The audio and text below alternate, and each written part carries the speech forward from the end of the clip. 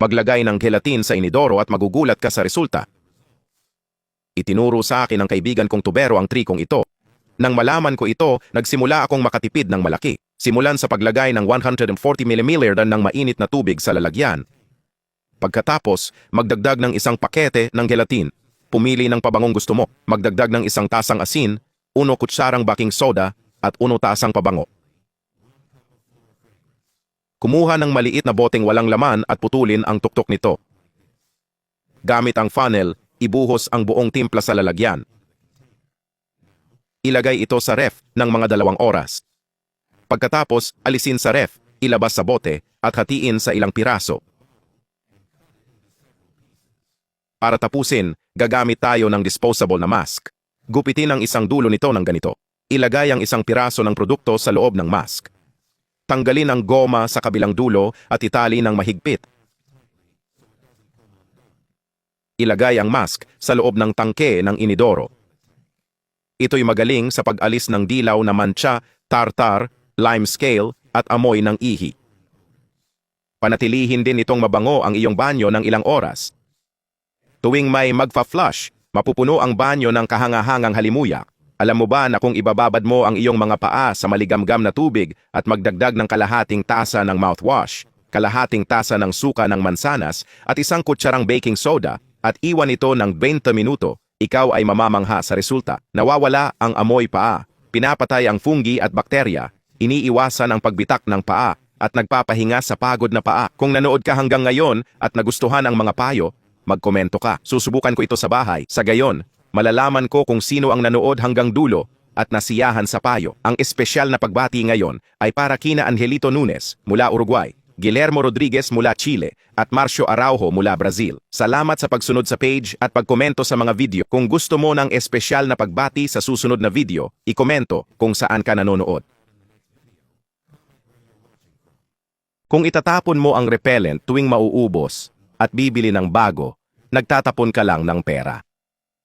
Ngayon, ituturo ko paano gumawa ng homemade repellent na makakapagtaboy ng insekto at magpapabango sa bahay mo.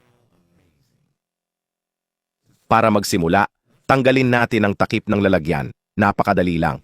Ilagay lang ang dulo ng kutsara sa ilalim ng takip, iangat, at ito'y matatanggal. Pagkatapos, hugasan ng mabuti ang takip at lalagyan at patuyuin. Susunod, kailangan mo ng alcohol. Gumagamit ako ng 70% alcohol, pero pwede kahit anong liquid alcohol meron ka sa bahay. Magdagdag tayo ng 4 na kutsarang alcohol. Ang alcohol ay magpapalakas sa bisa ng ating repellent. Ngayon, magdagdag tayo ng 2 kutsarang tubig. Susunod, kukuha tayo ng ilang cloves. Ang cloves ay magandang natural na pangtaboy. Ayaw ng mga lamok, langaw at ibang insekto sa amoy ng cloves. Dahil mayaman ang cloves sa essential oil at eugenol, isang kemikal na nakakatakot sa mga insekto. Magdagdag tayo ng 6 na cloves. Kung gusto mong makatipid, sapat na ang timpla na to para itaboy ang mga insekto. Pero kung gusto mong mabango ang bahay, magdagdag ng kaunting pabango. Pwede mong gamitin ang anumang amoy na gusto mo. Maraming pagpipilian. Magdagdag tayo ng 2 kutsara. Haluin ng mabuti, tapos handa na gamitin. Ngayon, ilipat natin ito sa lalagyan. Gamit ang funnel, ibuhos lahat ng timpla sa lalagyan. Isara ulit tapos pwede na gamitin. Madali lang isara. Idiin lang ang takip at kakapit ito ng maayos. Ibalik sa aparato at isaksak sa kuryente. Pabango sa bahay habang nililayo ang mga lamok at insekto. Makatitipid ka at mare-recycle ang mga lalagyang to, tumutulong sa kalikasan. Kung nagustuhan mo to at nanood hanggang dito, mag-comment ka. Susubukan ko to sa bahay para malaman ko sino ang nanood hanggang dulo. Shoutout kay Jose, Alberto at Launira mula sa iba't ibang lugar sa Brazil. Salamat sa panonood at pagsunod sa aming page. Para sa shoutout sa susunod, sabihin saan ka nanonood.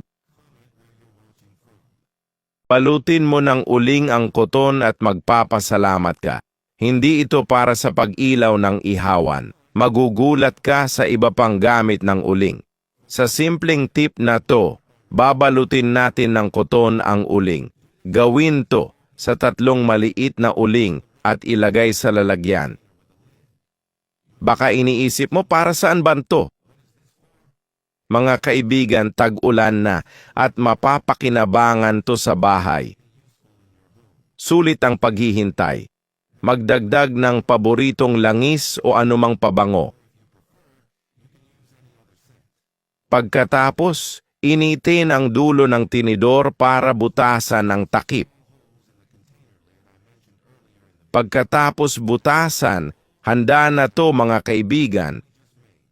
Tingnan, gumawa tayo ng natural na pangalis ng halumigmig. Sinisipsip ng uling ang halumigmig, pinapanatiling tuyo ng koton. Dagdag pa, may kaaya-ayang amoy at walang amag ang paligid. Life hacks na dapat mo nang malaman. Utility knife tip trick: may palihim na groove sa dulo ng utility knife.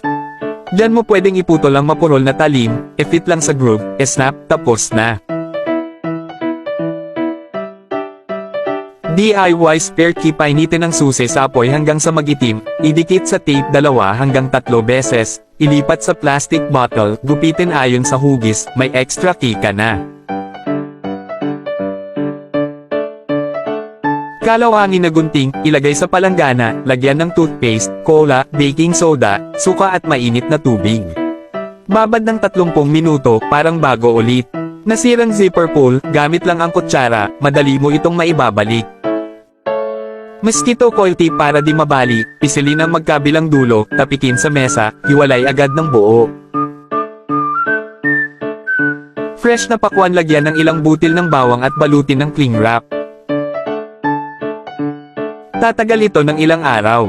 Tira-tirang pakete ng condiments, medicines, itago ng maayos gamit ang sealed na lalagyan, walang basa. Balatan ng isda: buhusan ng kumukulong tubig para madaling matanggal ang balat. Balat ng hipon: gumamit ng tinidor sa gilid ng shell, perfect na hipon agad. Tamang pagbuhos ng inumin: iwas tapon. Iangat ang bote ng tuwid bago ibuhos. Hiwalay ang puti at dilaw ng itlog, kusutin ang bawang sa kamay bago gawin, hiwalay agad.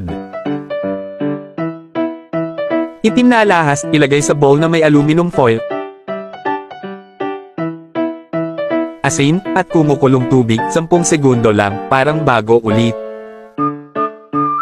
Basura bagak: mali pala ang paglalagay ko ng garbage bag ng 30 taon.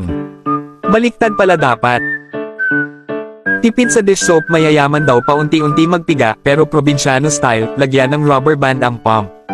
Tipid all year, pambiling baboy.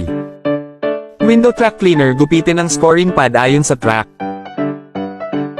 Linis na linis at mabilis. Mga repair tips na hindi itinuturo ng mga technician: tag si Mister para matuto nito. Maluwag na toilet seat: madali lang yan. Pindutin lang ang 2 button para matanggal ang toilet seat. Dahilan nito ay maluwag na tornilyo. Ayusin ang pagkakahanay ng tornilyo, higpitan, at ibalik ang upuan. Ayos na. Tumutulong shower head: huwag munang bumili ng bago, i-detach ito, tanggalin ang gasket, buksan ang brass cap, at hilahin ang hose. Hanapin ang tagas, gupitin, at ikabit muli. Wala nang leak. Nabasag ang susi sa loob ng lock. Gamitin ang ballpen. Alisin ang tinta, painitin ang tubo gamit ang lighter, at gamitin ito panghila ng sirang piraso ng susi. Nabali ang spoke ng bisikleta. Baluktutin ang sirang wire ng 180 degrees, itali ito gamit ang green zip tie. At putulin ang sobra. Parang bago ulit ang bike mo. May kailangang gupitin sa masikip na puwang. Painitin ang paper clip gamit ang lighter, at pwede mo na itong gamitin panggupit sa masisikip na lugar. Dilaw ang apoy ng stove. Malakas pero hindi efficient. I-adjust ang air valve, simulan sa low heat, ayusin ang inner ring hanggang magkulay asul, saka i-adjust ang outer ring sa high heat. Mas tipid sa gas at hindi naiitim ang kawali. Follow me for more money-saving life hacks. Maglagay ng gelatin sa inidoro at magugulat ka sa resulta. Itinuro sa akin ng kaibigan kong tubero ang trikong ito. Nang malaman ko ito, nagsimula akong makatipid ng malaki. Simulan sa paglagay ng 140 ml ng mainit na tubig sa lalagyan. Pagkatapos, magdagdag ng isang pakete ng gelatin. Pumili ng pabangong gusto mo. Magdagdag ng isang tasang asin, 1 kutsarang baking soda, at 1 tasang pabango. Kumuha ng maliit na boteng walang laman at putulin ang tuktok nito. Gamit ang funnel, ibuhos ang buong timpla sa lalagyan. Ilagay ito sa ref ng mga 2 oras. Pagkatapos, alisin sa ref, ilabas sa bote, at hatiin sa ilang piraso. Para tapusin, gagamit tayo ng disposable na mask. Gupitin ang isang dulo nito ng ganito. Ilagay ang isang piraso ng produkto sa loob ng mask. Tanggalin ang goma sa kabilang dulo at itali ng mahigpit. Ilagay ang mask sa loob ng tangke ng inidoro. Ito'y magaling sa pag-alis ng dilaw na mantsa, tartar, lime scale at amoy ng ihi. Panatilihin din itong mabango ang iyong banyo ng ilang oras. Tuwing may magfa-flush, mapupuno ang banyo ng kahangahangang halimuyak.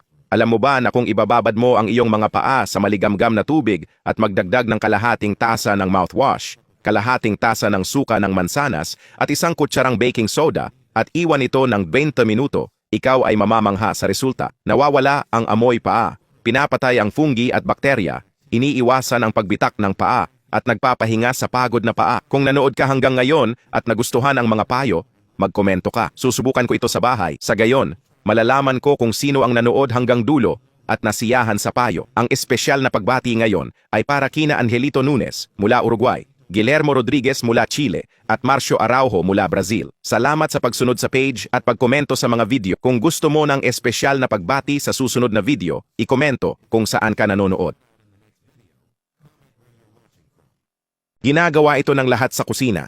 Itinuro sa akin ng supplier ng gas tong trick at sinubukan ko. Gumagana talaga. Dati tumatagal ang gas ng 3 buwan dito. Ngayon, umaabot na ng mahigit 4 na buwan. Napansin mo ba pag nag-o-orange ang apoy? Ibig sabihin, nasasayang ang gas kasi marumi ang burner. Madali lang linisin to. Lagyan ng toothpaste ang burner para matanggal ang dumi. Ibabad sa lalagyan na may asin, baking soda, detergent, at mainit na tubig. Hayaan ito ng 2 oras. Kuskusin para matanggal lahat ng dumi, tapos ayos na. Huwag kalimutan ang butas sa ilalim ng burner. Lagyan ng kaunting kalamansi at linisin gamit cotton swab. Magiging asul at malakas ulit ang apoy, nakatitipid sa gas. Sulit gawin to at makakatipid ka ng pera.